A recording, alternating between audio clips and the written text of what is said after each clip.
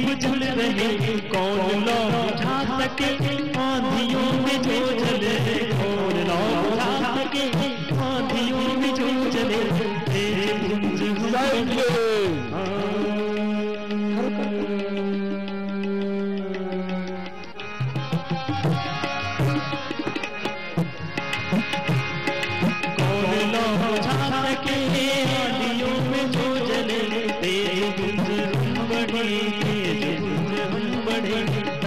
चीरते हुए ये धड़कन ये सांस हो मातृभूमि के, ये धड़कन ये सांस हो मातृभूमि के, देश की रोजी समाज के लिए, ये धड़कन ये सांस हो मातृभूमि, ये भाई आइए आप दिखाइए हो मातृभूमि के लिए, रंग की छटा रंग की छटा सब रंग है, शुभ रंग की छटा सब रंग है, ये धड़कन ये सांस हो मातृभूमि के लिए, शक्ति कलियुग विधान के लिए, शक्ति कलियुग विधान के लिए, ये धड़कन ये सांस हो मातृभूमि के लिए, ये धड़कन ये सांस हो मातृभूमि के लिए, पर भी लगे जन्मभूमि के लिए, पर भी लगे जन्मभूमि के लिए,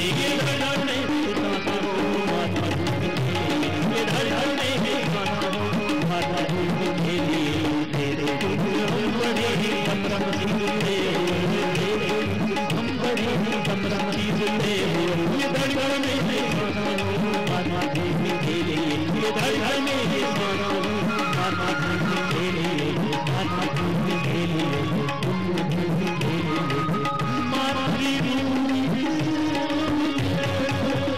बोले भारत माता की वंदे। आज कोहिमा में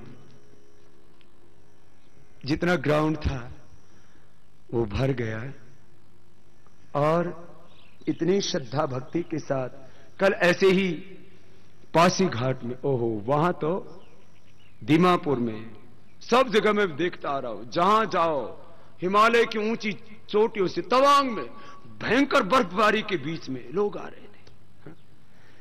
कल दीमापुर में भी हमारे सब कार्यकर्ता बोले बाबा कितने लोग आएंगे, मैंने कहा जितना स्टेडियम है वो फुल भर जाएगा।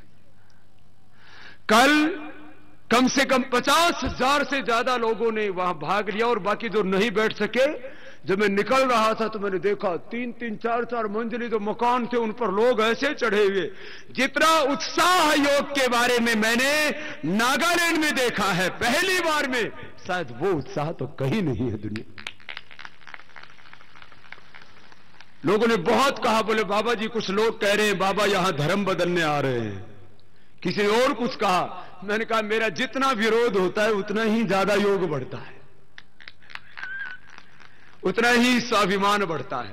भाई इसमें कोई नहीं ऐसी बात बताओ, इतनी देर मैंने योग सिखाया, चलो मैं आपसे ही पूछता हूं, अब तो यही हो सब। मैंने किसी का धर्म बदल दिया भाई? बोलो तो। धर्म नहीं, मैं जीवन बदलता हूं और मैं किसी से कुछ लेने नहीं आता हूं, जो भगवान ने मुझे दिया है वो मैं आपको देने आता हूं, वो ज्ञान, वो स्वाभिमान। अच्छा, मैंने इतनी बातें आपको बताई अपने बारे में, धर्म के बारे में, देश के बारे में, संस्कृति सभ्यता के बारे में। धर्म तो क्या है, बस जो भाई जिससे अपने को और दूसरों को दुख हो वो काम मत करो, यही धर्म है। जिसमें आत्मा साथ ना दे उस काम को मत करो।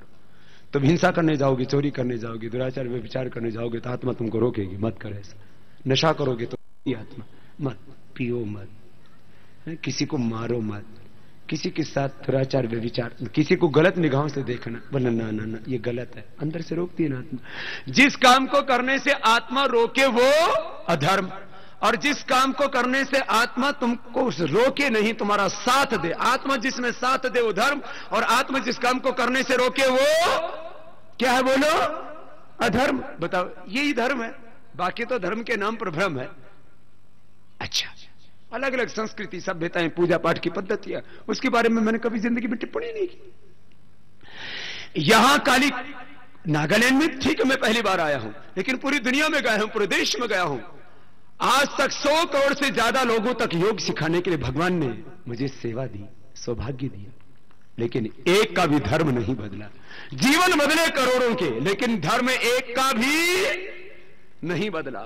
किसी का कोई मत पंथ संप्रदाय की दीक्षा नहीं दी। यहां पर भी आया, आप सबने इतनी श्रद्धा से भाग लिया है। मैं आप 2-4 बातें और आपसे कहना चाहूंगा, और आपके साथ साथ, क्योंकि मैंने कहा आस्था के माध्यम से देश और दुनिया के करीब 200 देश जुड़ते हैं हमारे साथ। आस्था संस्कार और जी नेटवर्क के माध्यम से ये दुनिया के 200 देशों में कार्यक्रम जाता है योग का, और कम से कम 10 करोड़ लोग रोज मेरे साथ प्रैक्टिस करते हैं टीवी पर। हमने टीवी का सदुपयोग किया, हमने मीडिया का सदुपयोग किया। हम मीडिया मैनेजमेंट ऐसे नहीं करते किसी को जो है खैरात बांट करके, हम तो प्यार बांट करके सत्य और स्वाभिमान के साथ आगे बढ़ते हैं। आज इस देश का 99% मीडिया भी हमारे साथ में। बड़ी बड़ी राजनीतिक पार्टियां मीडिया खरीद सकती हैं, बाबा मीडिया खरीद तो नहीं सकता, लेकिन बाबा जो है उसने अपना सब कुछ देश के लिए जब अर्पित कर दिया, तो मीडिया के भाई मुझसे कहते हैं, बोले बाबा तेरा साथ हम अंतिम दम तक निभाए। मैंने कहा धन्यवाद तुम्हारा। अच्छा, एक दो इधर उधर चलने लगता है तो फिर दूसरे साथ में खड़े हो जाते हैं, तो फिर उसकी भी मुसीबत आ जाती है, उसको भी लाइन में आ जाना पड़ता है।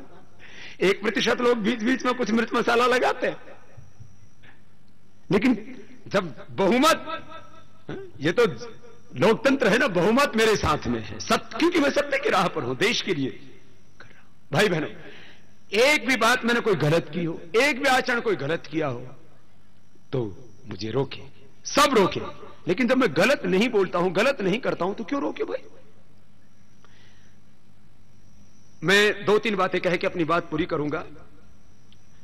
मुझसे बहुत लोग कहते बाबा ये षड्यंत्र कर सकते हैं, बाबा ये बड़े षड्यंत्रकारी हैं। मैंने कहा क्या कर सकते हैं?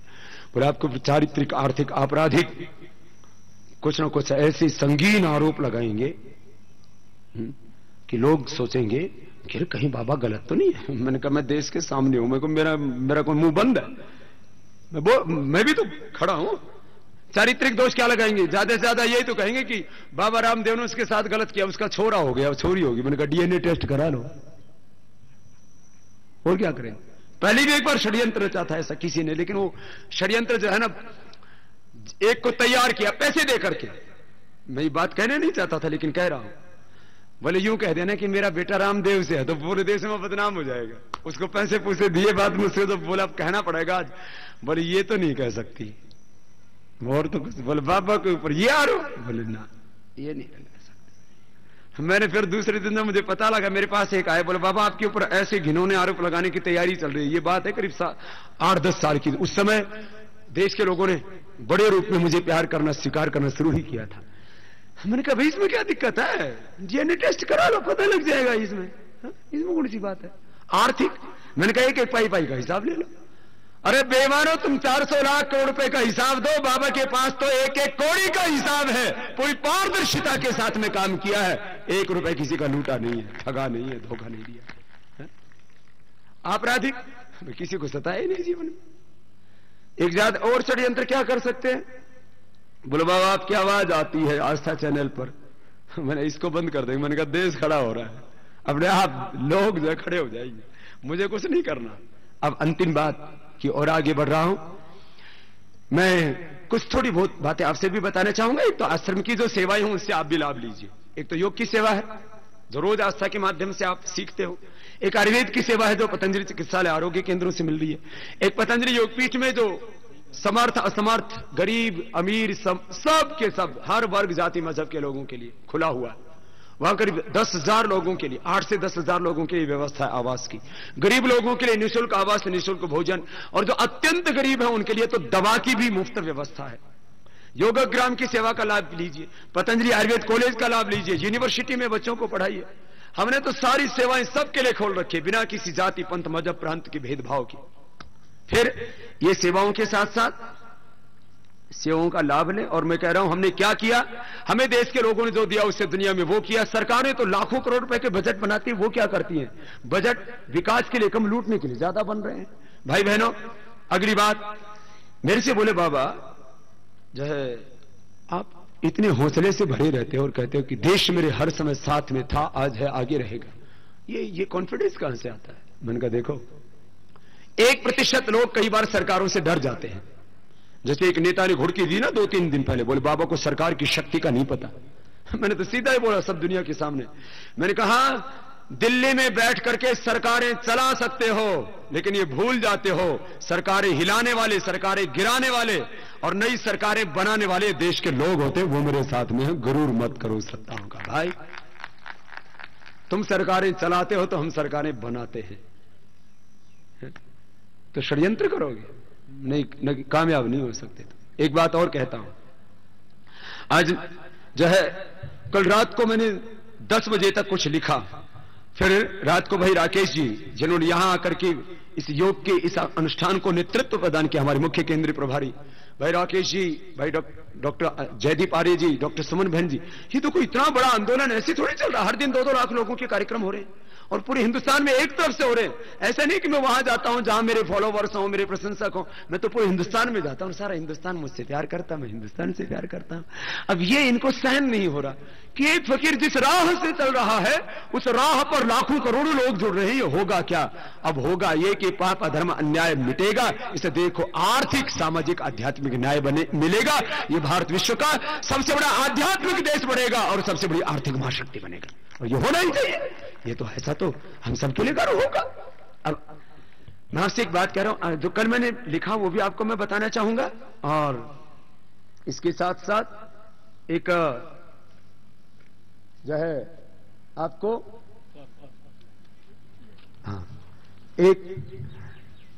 एक 2 लेख लिखे। एक तो भाई अश्विनी कुमार जो पंजाब केसरी के मुख्य संपादक हैं, बच के रहना रे बाबा, कुछ बातें मैं जरूर कहना चाहूंगा। और एक जो है किस तरह से चोर लोगों को प्रोत्साहन दिया जाता है वो, और एक कुछ मैंने रात को कुछ पॉइंट तैयार किए वो कहना चाहूंगा। अंतिम बात कहता हुआ कि इतना भरोसा कैसे बाबा? मैंने कहा देश के लोग सच के साथ खड़े होंगे। 1% लोग डर सकते हैं सरकारों से, जो बहुत धनवान है। अति धनवान व्यक्ति कभी किसी क्रांति में सहभागी नहीं होता है, वो डरता है।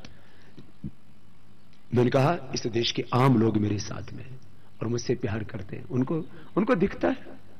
अरे बाबा सुबह 3 बजे से लेकर रात को 10 बजे तक मौत हथेली में लेकर के, अपनी जान हथेली पर लेकर के अपना सब कुछ कुर्बान करने के लिए घूम रहा है, तो हमको इसका साथ देना चाहिए। हाथ में आप खड़ा हो क्या जाता है।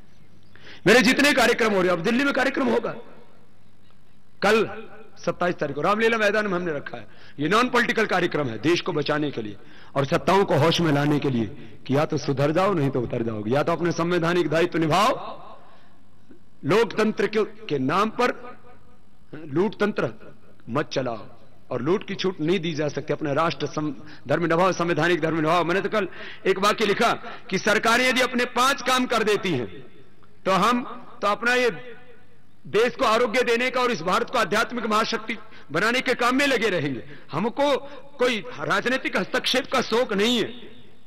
मैंने कल वाक्य लिखवाया कि हम राजनीतिक हस्तक्षेप ये क्यों करना चाहते हैं। राजनीतिक हस्तक्षेप हमारा तब तक होगा जब तक ये भ्रष्टाचार नहीं मिटेगा। भ्रष्टाचार मिटा दो, हम तो राजनीतिक हस्तक्षेप आज ही बंद कर देते हैं।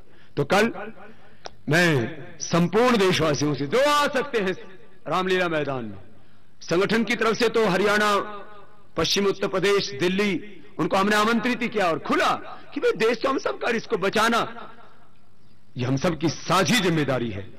तो जो दिल से इस पूरे काम में, अनुष्ठान में मेरे साथ है, आज मैं 50,000 किलोमीटर से ज्यादा की यात्रा करके, 50,000 किलोमीटर से ज्यादा की यात्रा करके ये कोहिमा, जो मुझे लगता है नागालैंड के पूरे हिमालय में बहुत ऊंचे स्थान पर बसा हुआ शहर है। बर्फ भी गिरती है इधर, बर्फ तो नहीं गिरती, लेकिन मौसम बहुत सुहाना, बहुत खूबसूरत ये शहर। यहां तक पहुंचा हूं, 2 लाख किलोमीटर की मेरी यात्रा है और संकल्प है जब तक मेरा भारत रोग मुक्त नहीं हो जाता, नशा मुक्त नहीं हो जाता, भ्रष्टाचार से मुक्त नहीं हो जाता, तब तक मैं इस यात्रा को जारी रखूंगा और इस भारत को ऋषियों का देश बनाऊंगा। इस धरती पर फिर से ये सब देशवासी मिलकर के जाग उठे, खड़े हो जाएं, राम राज्य आए, स्वर्ग का साम्राज्य आए, सब सुखी हो, ऐसा भारत बनाना है। भाई बहनों, अब इस काम में सबको भी अपना दायित्व निभाना है। आज वीर सावरकर